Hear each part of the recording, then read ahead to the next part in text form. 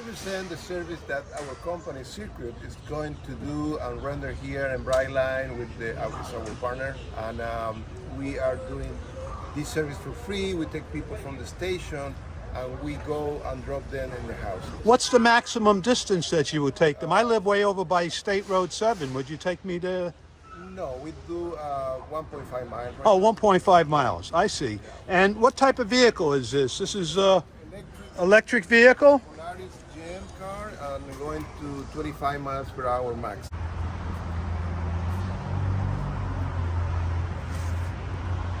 And you can see this wonderful mural, which is actually comprised of tiles, and it's a throwback to the old days when we last had passenger service from Boca Raton. Before 2018, this Brightline tracks is using the right-of-way of Florida East Coast Railroad, which is primarily freight, and they have a very lucrative freight business. So the passenger service was not introduced in order to help the railroad, but to, I guess, bring service to passengers and take some of the load off the I-95 corridor. And as you can see, this mural is right alongside the old train station, which unfortunately is not open right now. But this is the original train station, waiting room. And over here we have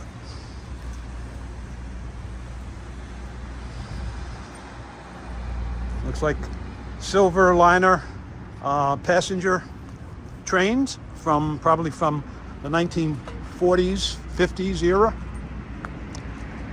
And this is all part of the Boca Raton Train Museum. And it's right on Dixie Highway, as you can see on the left. That's Dixie. And of course, it's right next to the Florida East Coast Railroad tracks, which they sometimes call the coastal tracks, although we're quite a distance from the coast, to distinguish it from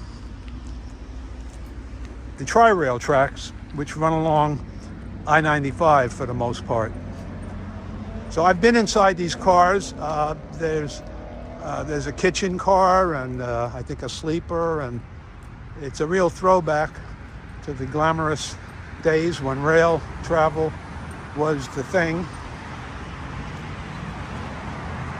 You can see it's kind of a streamlined Art Deco design. These are the two working tracks of the Brightline train system. We are at the site of the former Boca Raton train station, which has not seen passenger service since 1968. Just on the other side of this fence is the museum. And as you can see, they have some vintage cars here. We'll take you for a little stroll down here.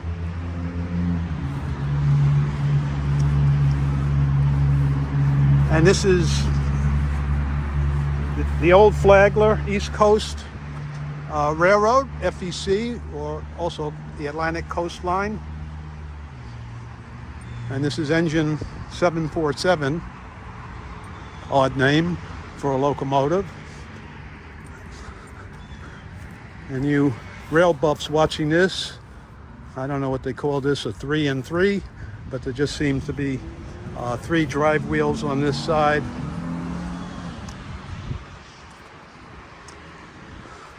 Don't know the last time this thing operated, but I believe it's been sitting here since the station shut down or thereafter. And I think it's all thanks to financial support from the Countess de Hernley. She's a big benefactor of Boca Raton. As you can see, they just have a very short section of track here. And just beyond the fence, as I showed you earlier, are the actual working tracks of Brightline. So today history was made. We now have passenger service restored to Boca Raton. Of course, we all owe a debt of gratitude to Henry Flagler. He was the one that put the tracks down the east coast of Florida after his friend Henry Plant tracked up the west coast of Florida. And there you see the Brightline. So we got lucky with that, just as we got in the gap. The train heading for West Palm went racing through.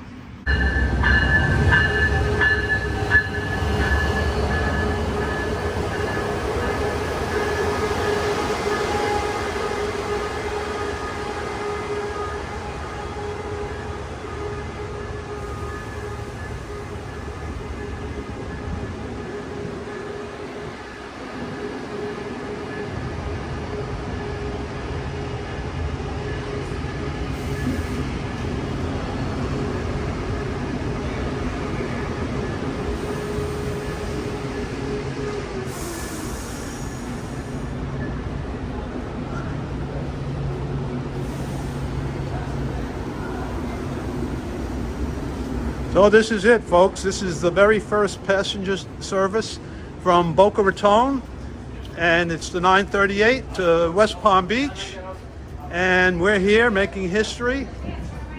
Not since 1968 has a passenger got on a train at Boca Raton.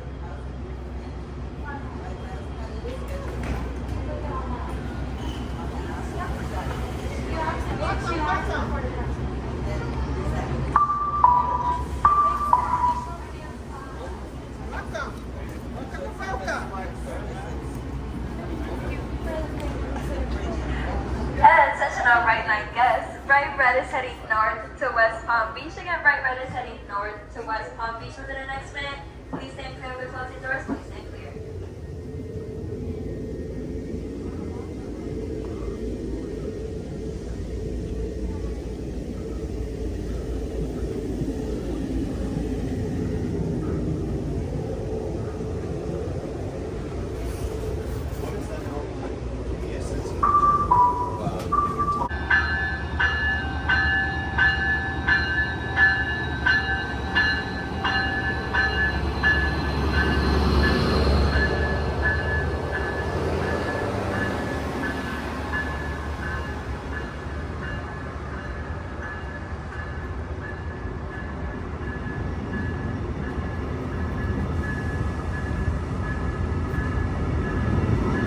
Go Brightline!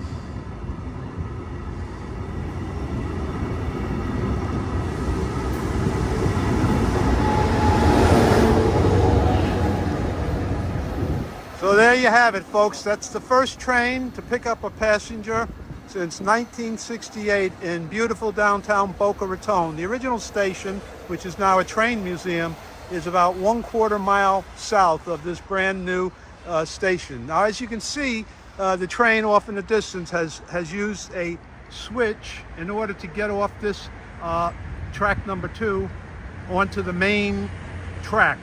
This is a double track line, and this third track is here.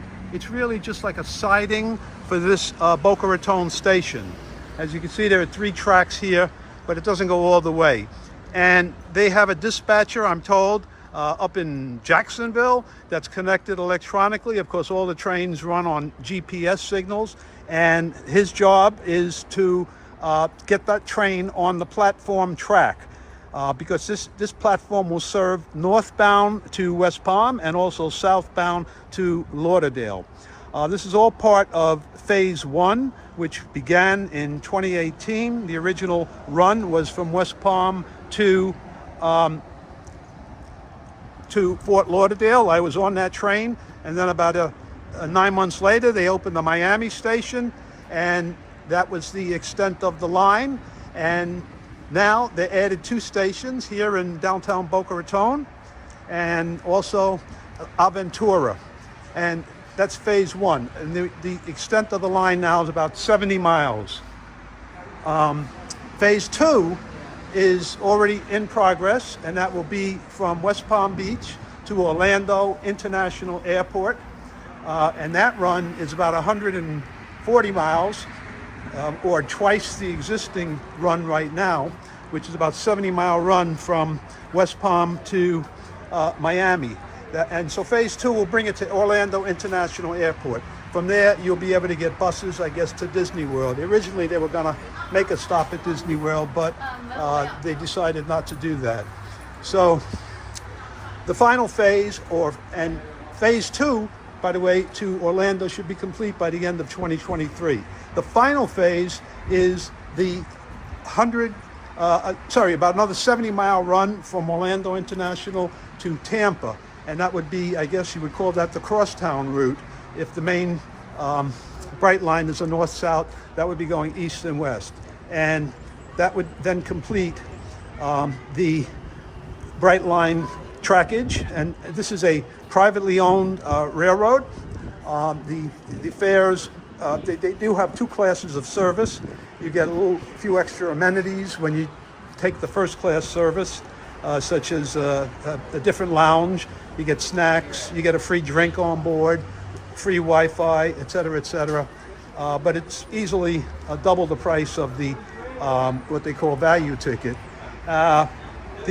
Today, because it's opening day, they have a bargain. It's just $10 to ride the Brightline from Boca to celebrate the opening of the new station. So that's it. So if anybody is contemplating going to Miami or going to West Palm, you now have an alternative. You're getting stuck in I-95 bumper-to-bumper traffic, and that would be come over here to the east side. This is right next to the library. Behind the tracks there is Dixie Highway, and the cars are stopping at Palmetto Park Road, which is where the new train station is located. And this should be a big boom for Boca Raton, the city of Boca Raton. And it's expected that it'll bring a lot of tourism to the area and also make it a more desirable residential location for those that have to commute to either Lauderdale, Miami, or West Palm. You'll now have a safe, clean alternative called Brightline, and you know it's a great train. There have been safety issues, but none of them are the fault of the railroad. There have been more than 65 fatalities, all involving trespass of one sort or another, either driving around the gates or just walking across the tracks. And there have even been cases of what they call suicide by Brightline. But none of this is the fault of the railroad. The equipment is 100% reliable. The operators are all highly trained, and the safety is the most important thing for this fledgling railroad. And we wish it every success coming forward. Thank you very much for watching, and if you like this video, leave a like or a comment down below. This is Fred Hadley reporting from the Brightline train station in downtown Boca Raton, Florida. Bye-bye.